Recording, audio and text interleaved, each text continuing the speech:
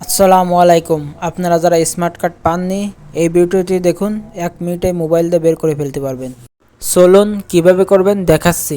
সর্বপ্রথম গুগল অ্যাপসে যাবেন, তারপরে এই উপরে সার্চ বক্সে সার্চ দিবেন, এই লিঙ্কটা লিখে সার্চ দিবেন। এই লিঙ্কটা আমি কমেন্ট বক্সে দিয়ে দেবো, আপনারা ওখান থেকে দেখে নিন। এটা পূরণ করবেন।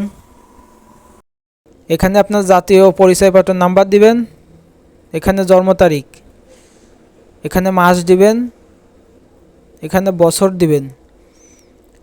এই ঘরে দেখেন একটা ক্যাপচার আছে বা একটা কোড আছে, এই কোডটা আপনারা এই ঘরে বসিয়ে দিবেন।